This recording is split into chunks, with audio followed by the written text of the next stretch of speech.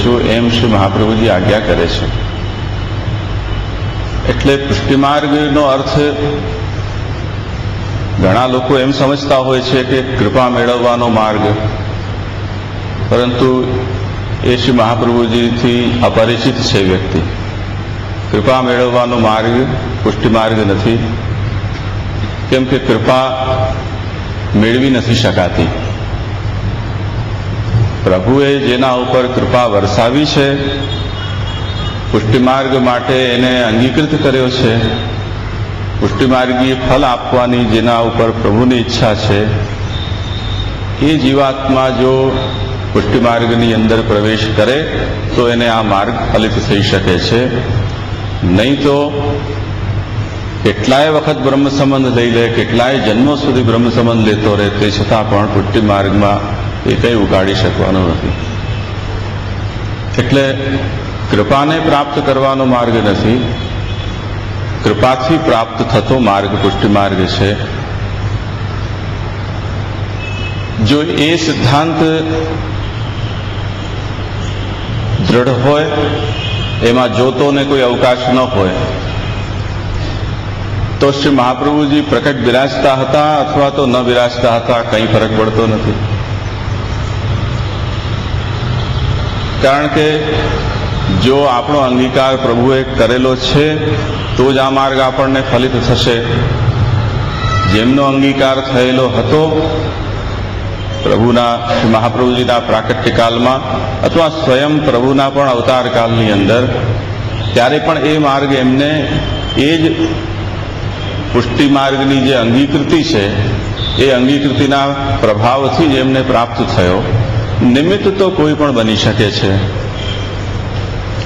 નિમિત્ત કોણ બને છે એનું બહુ મહત્વ એ અર્થમાં નથી રહેતું, પ્રભુના અને એને જીવાત્માને જે ફલ પ્રદાન કરવું છે એ સંદર્ભમાં.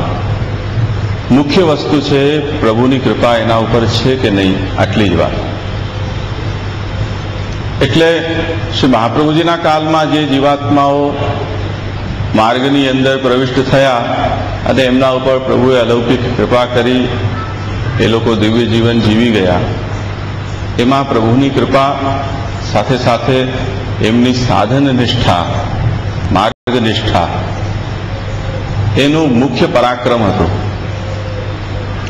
અત્યારના સમયમાં આપણી જે પરિસ્થિતિ છે, આટલો દિવ્ય માર્ગ, આટલો સુવિધાપૂર્ણ, દરેક પક્ષો એના પૂર્ણ વિકાસમાં આપણને પ્રાપ્ત થયેલા છે, તે છતાં પણ આપણે લૂલા લંગડા, બહેરા, આંધળા હોઈએ તેની માફક આ માર્ગમાં પરાધીન, નિસ્સહાય, લથડિયા ખાતા હોઈએ એવી રીતથી આપણને ચાલી રહ્યા છીએ. એટલું કરતા પણ હાય હાય હાય કરી કાંઈ થતું નથી, કંઈ કરતું નથી.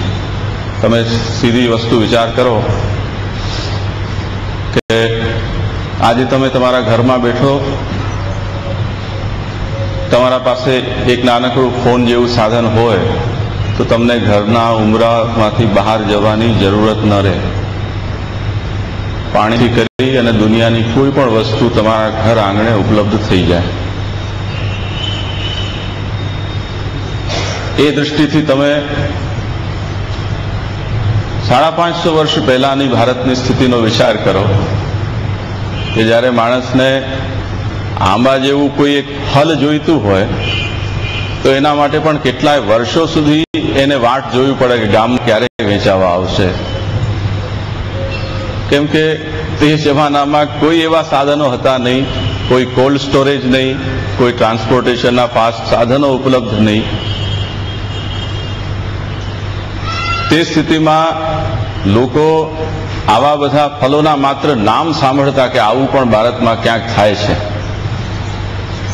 રાજસ્થાનના પ્રદેશના લોકો કે હિમાલય પ્રદેશમાં વસતા લોકો કે બંગાળ બાજુ વસતા લોકો બસ નામથી જ સ્વાદ માણી લેતા હોય, બાકી એ વસ્તુને તો દર્શન પણ દુર્લભ થયા છે. રાખવાની વાત તો બહુ દૂરી રહી.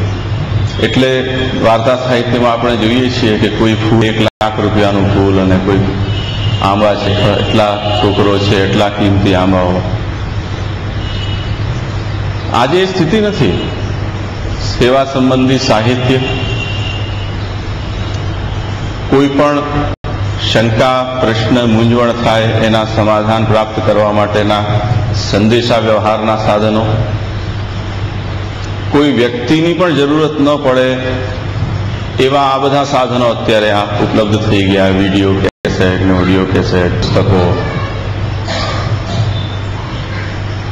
જો તમે કોઈ બહુ દૂર પ્રદેશની અંદર વસતા હો અને આર્થિક રીતે કોઈને ન પરવડતું હોય તો હવે આ ઇન્ટરનેટ જેવા સાધનો ઉપલબ્ધ થઈ ગયા. એના ઉપર પણ પુષ્ટિ માર્ગનું તમામ સાહિત્ય તમને દક્ષિણ ધ્રુવની અંદર એકલો વ્યક્તિ બેઠો હોય પેંગ્વિનની બાજુમાં તો પણ એને વસ્તુ મળી જાય. ઉપલબ્ધિ તો હવે એટલી બધી થઈ ગઈ છે કે જેની કોઈ સીમા નથી. જો એને ખરેખર પુષ્ટિ માર્ગ જીવવો હોય, પુષ્ટિ માર્ગની વાત નથી, કોઈ પણ પ્રવાહ માર્ગ જીવવો હોય, મર્યાદા માર્ગ જીવવો હોય, જે કંઈ પણ એને જીવવું હોય એના માટે તમામ સાધનો ઉપલબ્ધ થઈ ગયા છે. પણ જે સમસ્યા છે એ માર્ગ નિષ્ઠા, સાધન નિષ્ઠાની. એટલે ઘણી વખતે કૃપા માર્ગી હોવાને કારણે લોકોના અંદર એક વ્યવહારમાં એવી જાતની રૂઢી પડી ગઈ છે, બોલચાલમાં, કે કંઈક કૃપા કરો, કંઈક કૃપા કરો, એવું કંઈક થાય, કૃપા થઈ જાય. થોડા સમય પહેલા કચ્છની અંદર કોઈ એક ચર્ચા ચાલી રહી હતી ત્યારે એક ભાઈ આવ્યા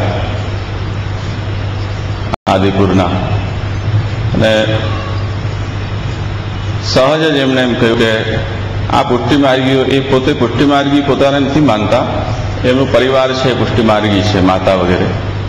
એમણે કહ્યું કે આ તમારા પુષ્ટિ માર્ગીઓ છે એમને મનમાં એમાં જોઈને મને બહુ દયા આવે. કીધું કેમ? તો આખો દિવસ કૃપા કૃપા કૃપા કૃપાની વાત કર્યા કરતા હોય છે. કૃપા કરો, કંઈ કૃપા કરો, કંઈ ન થતું હોય તો ભગવાનની કૃપા નથી, કૃપા નથી એમ કરીને એ વાતને પોતાના જવાબદારીથી માણસ છટકી જાય. ભગવાનની કૃપા નથી, ઈચ્છા નથી, અને નિરંતર કૃપા માગતો રહે. મને એમ થાય કે આ પુષ્ટિ માર્ગીઓને શું ભગવાને હાથ પગ નથી આપ્યા, લૂલા લંગડા પેદા કર્યા છે? શું એમને આંખ નથી આપી, કાન નથી આપ્યા, એમને ભેજું નથી આપ્યું? શું એ લોકો બધા ભિખારીઓની માફક ગટરની ઉપર કે ફૂટપાથ ઉપર જ પેદા થયા છે? આટલું બધું હોવા છતાં હવે બીજી શું કૃપા જોઈએ છે? મને તો એ નથી સમજાતું. તમને હાથ આપ્યા છે, પગ આપ્યા છે, આંખના કાન આપ્યા છે, બુદ્ધિ આપી છે, આટલા સાધન સંપન્ન આપણને પેદા કર્યા ભગવાને, તે છતાં પણ જો હજી કોઈ વ્યક્તિ કૃપા માટે ભિખારી વેળા કરતું હોય તો એનાથી વધારે મોટો નાલાયક કોણ હોઈ શકે? ભગવાનને પણ એમ થાય કે અત્યારે મેં જેટલી કૃપા આપી છે એ કૃપાને પેલા વાપરતો ખરો, ખૂટે પછી તું માંગજે. ન તો હાથ વાપરી રહ્યો છે સાલો, ન પગ વાપરી રહ્યો છે, ન ભેજું વાપરી રહ્યો છે, ને હજી કૃપા જોઈએ છે. તો હવે કઈ જાતની કૃપા જોઈએ છે? તો વાત બિલકુલ સાચી છે. સમસ્યા છે એ કૃપાની કમીની નથી, પ્રાપ્ત થયેલી કૃપાનો ઉપયોગ કરવાની છે. તો શ્રી મહાપ્રભુજી એ જ આજ્ઞા કરે છે કે આ કૃપા મેળવવાનો માર્ગ નથી. કૃપા યુક્ત જે છે એને હવે પ્રભુએ જે કૃપા આપેલી છે એનો ઉપયોગ કરીને એ કૃપાને ફલિત કરવાનો પ્રયાસ કરવાનો આ માર્ગ છે. એના માટે આ બધા આચાર્ય ચરણોએ ગ્રંથ, સાહિત્ય, ટીકાઓ, એના ઉપર પ્રટીકાઓ, આ બધું જે વિસ્તાર થયો છે એ આ દિશામાં આપણે ઓર વધારે સરળતાથી આગળ વધી શકીએ એ હેતુથી થયો છે. એટલે આપણે પણ જ્યારે આ રીતે બેસી અને શ્રી મહાપ્રભુજીના ગ્રંથોનું અવગાહન કરીએ છીએ ત્યારે એનો મુખ્ય હેતુ એ જ છે કે બહુ જ ઝીણી ઝીણી વસ્તુઓ છે જે સિદ્ધાંતોનો બોધ તે માર્ગના સ્વરૂપ કે શ્રી મહાપ્રભુજીની દૃષ્ટિની આપણને યથાર્થ સમજ નહીં હોવાને કારણે કોણ જાણે કેવી કેવી જાતની ગ્રંથિઓ પાડીને આપણે માર્ગમાં જીવી રહ્યા છીએ, અને એ આપણે હાથે કરેલી પીડા છે જેને આપણે ભોગવી રહ્યા છીએ. વસ્તુતઃ કૃપા માર્ગ શબ્દ બહુ ભ્રામક છે.